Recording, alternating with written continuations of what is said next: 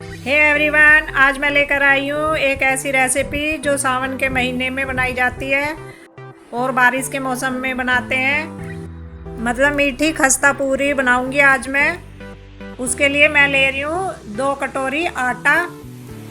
देखिए नाप कर ले रही हूँ मैं। जिस कटोरी से मैंने आटा लिया था उसी कटोरी से मैं ले रही हूँ आधा कटोरी सूजी पूरियों को खस्ता बनाने के लिए। और इसके अंदर ऐड करूँगी मैं थोड़े से तिल का बहुत ही अच्छा टेस्ट आता है इसके अंदर। और तिल के बाद हाथ से मसल कर मैं इसके अंदर ऐड करूँगी थोड़ी सी सौंफ। अगर आपको इसका फ्लेवर अच्छा ना लगे तो आप इसे स्किप भी कर सकते हैं। और अब इन्हें अच्छे से कर लेना है मिक्स। और जब ये अच्छे से मिक्स हो जाए तो फिर लेना है घी, जो हम मून के लिए यूज कर रही हूँ मैं। तो इसके अंदर घी का ही यूज करना है क्योंकि घी से पूरी खस्ता होती है और तेल से पूरी क्रंची होती है। तो इसके अंदर थोड़ा थोड़ा घी डालते रहना है और इसके अंदर मिक्स करते रहना है, एक साथ घी नहीं डालना है। और इसके अंदर घी पिघला हुआ ही लेना है जिससे कि मिलाने में कोई दिक्कत नहीं होगी और सारे में एक समान मिल जाएगा ये।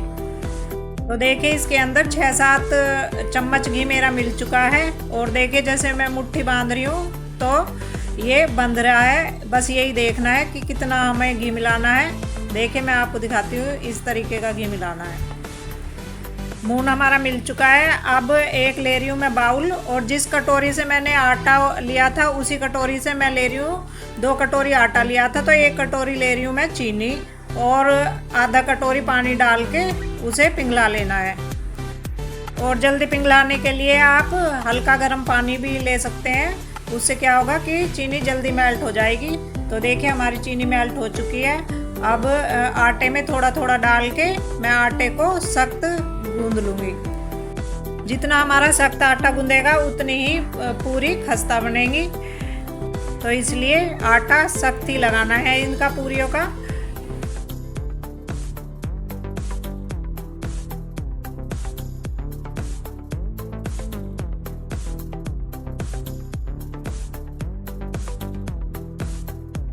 तो देखिए हमारा आटा लग के तैयार हो चुका है। इस तरीके का आटा लगा है हमारा सख्त। और अब इसकी मैं छोटी छोटी लोई तोड़ लूँगी बराबर बराबर और उन्हें तैयार कर लेना है। फिर देखिए ऐसे इसी तरीके से मैं सारी लोई तैयार करके रख लेती हूँ। देखिए हमारी सारी लोई बनके तैयार हो चुकी हैं और अब इन्हें एक कपड़े से ढक कर रख देना है।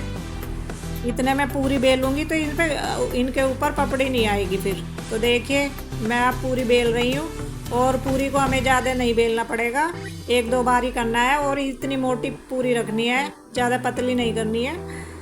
इसी तरीके से मैं आपको 2-3 पूरी बेल कर दिखा रही हूँ।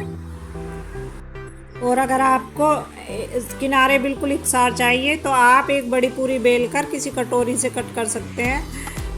इसी तरीके से देखिए मैंने सारी पूरियाँ बेल ली हैं। और अब कढ़ाई की तरफ चलते हैं। तो तेल हमारा हल्का गर्म होना चाहिए कढ़ाई में। हमें गैस को मीडियम फ्लेम पर रखना है। और देखिए इतना गर्म होना चाहिए जैसे ये धीरे धीरे इसके अंदर बबल्स उठ रहे हैं ना, सिर्फ इतने ही उठने चाहिए क्योंकि हमें इन्हें धीरे धीरे सेकना है, तभी ये खस्ता बनेंगी। और पूरियों को कढ़ाई में छोड़ने के बाद जल्दी से नहीं पलटना है और ना उनके करछी लगानी है क्योंकि ये बहुत सॉफ्ट होती हैं, टूटने का डर रहता है। जब ये थोड़ी सिक जाए तो उसके बाद ही इन्हें अलटना पलटना है। देखिए अब मेरी इन पूरियों का कलर चेंज हो चुका है तो मैं अब इन्हें अलटते पलटते हुए सेक लूँगी। पूरियों का कलर थोड़ा हल्का ही रखना है क्योंकि बाहर निकलने के बाद पूरियों का कलर ठंडा होने पर चेंज हो जाता है। अब ये पूरी हो चुकी है और मैं आपको पास से दिखाती हूँ। देखिए इनका कलर किस तरह ऐसा है। और इन्हें आराम से बाहर निकाल लेना है। और देखने में ये अभी आपको सॉफ्ट लग रही होगी लेकिन बाहर निकलने के बाद जैसे इनको हवा लगेगी तो ये टाइट हो जाएंगी। तो देखिए मैंने पूरियों को थाली में निकाल लिया है। अब हम एक बार और आपको मैं पूरियों को कढ़ाई में छोड़कर दिखाती हूँ। और उसी तरीके से मीडियम गैस करके धीमी आंच पर हमें पूरियों को सेक लेना है। और हाँ फ्रेंड्स, ये इन पूरियों को हम कई दिन तक खा सकते हैं, ये कई दिन तक ख़राब नहीं होती हैं। और अगर हम इन पूरियों को ऐसे बर्तन में रखें जिसमें हवा ना लगे तो ये महीनों तक चल जाती है, क्योंकि बाहर रखने से ये सील जाती हैं, खस्ता नहीं रहती हैं फिर। इसलिए ऐसे बर्तन में रखें जिससे कि इनमें हवा ना लगे। हमारे यहाँ तो बारिश के मौसम में पहले ये पूरियाँ खूब बनती थी, आजकल बल्कि कम बनने लगी हैं। और किस किस के यहाँ पूरियाँ बनती थी ये भी बताना, और किस किस के यहाँ आज भी बनती हैं ये पूरियाँ ये भी बताना कमेंट में मुझे।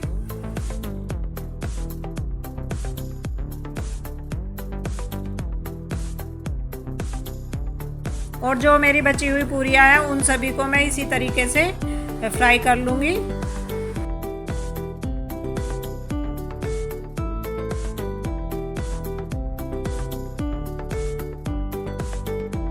तो मेरी सारी पूरियाँ फ्राई हो चुकी हैं। तो अब मैं आपको एक पूरी तोड़कर दिखाती हूँ कि पूरी कितनी खस्ता बनी है। देखिए बनी है ना बिल्कुल बिस्किट की तरह। और अगर आपको मेरी ये रेसिपी अच्छी लगी हो तो मेरे वीडियो को लाइक करें, कमेंट करें और शेयर करें, मेरे चैनल को सब्सक्राइब करें।